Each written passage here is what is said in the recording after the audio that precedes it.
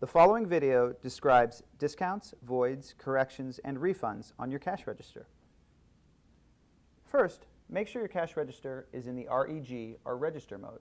The key will be directly straight up and down in the reg mode.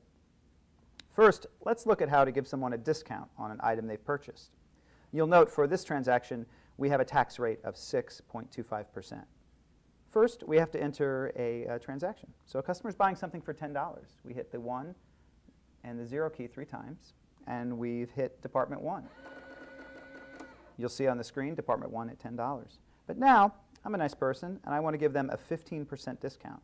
So what you do is you hit 1500, followed by the percent key, which is the one on the far right of on the top, the blue key.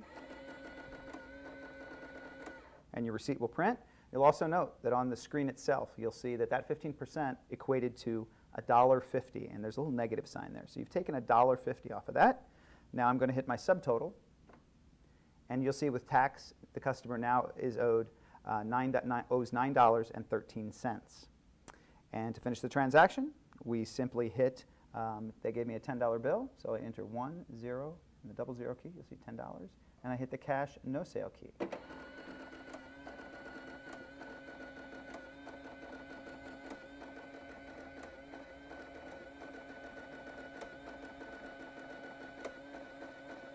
And you'll see the receipt print out. You'll see all your discount percentage rate in there, how much it was in percent, how much it was in dollar, the rest of the receipt, and your transaction is completed. Simply close your drawer, hit your clear key, take your receipt for your customer, and we're back to ready for our next example here.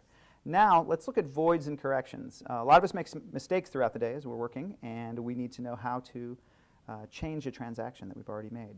First, let's look at a customer buying something for $5. So we enter 500, and we notice, no, it wasn't $5. The transaction was really $4. So all I do here is hit the clear key, the CL key, and you're going to see it's very simple to change. So instead of that $5, now I can enter $4, followed by the department key. So that's very easy to do. I can change that to hit that clear key. You can change that at any time. If you haven't hit the department key yet, you can always change the price of an item very easily.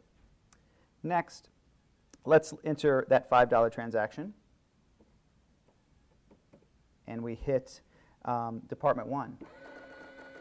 Now it's too late. It's really a $4 item. I've made a mistake, and I know that I can't hit the clear key because I've already hit the department key.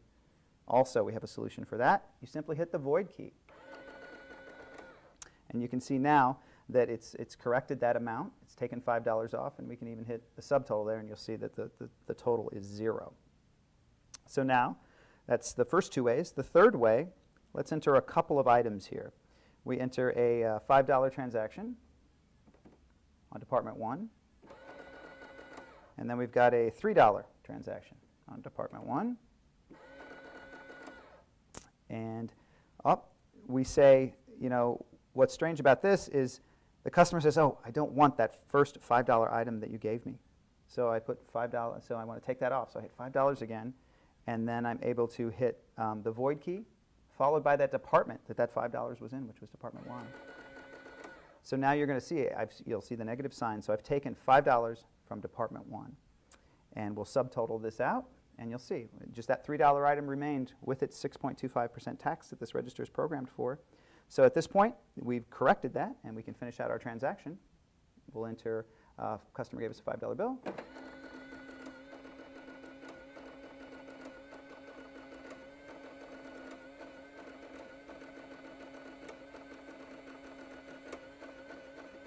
And you'll see a receipt prints out that shows all those changes to the voids we made to the transaction.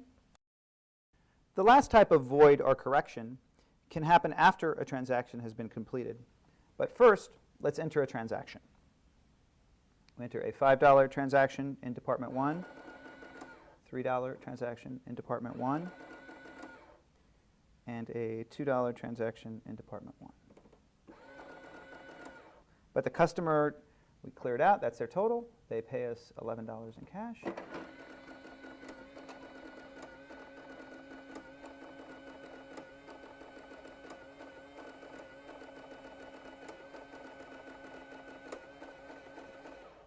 But But unfortunately, the customer decides that they don't want the $3 item and the $5 item. They changed their mind.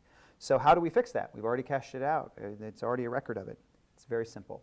Simply turn your key to the void mode all the way to the left. You'll see the screen go blank and then come back as zeros. And we'll look at our receipt here. We want to take, they only want the $2 item and we had 3 items, so we need to refund a $5 and a $3 item so your records are correct. First, enter a $5 amount. And next, you simply enter the department that it was in. That was $5 in Department 1. And then the $3 item in Department 1. And then you can, so both of those came out. You can see what it is. And once you're finished with that, those are the 2 items they wanted to return and the proper department. Let's hit the cash no sale key.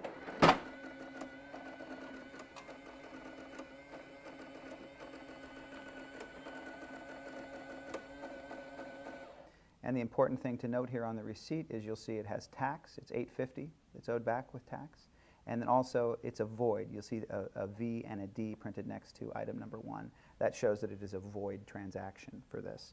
But it's very important before you continue with your next customer that you close your drawer, pull the receipt off, but more importantly, put this back to the REG or register mode. Now you're ready to continue normal transactions.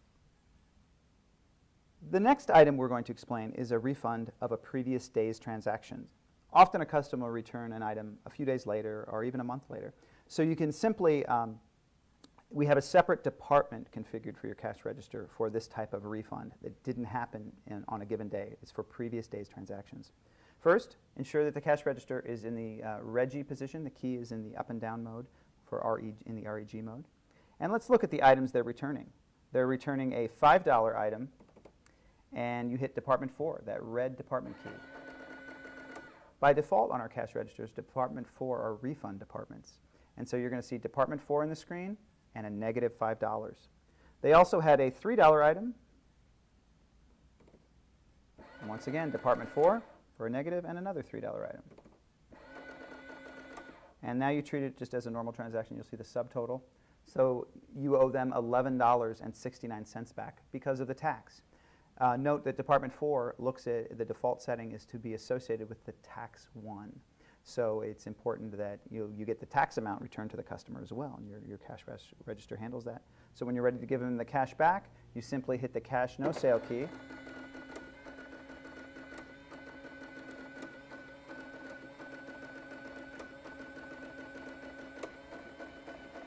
And you'll see a receipt that shows you gave that customer $11.69 back.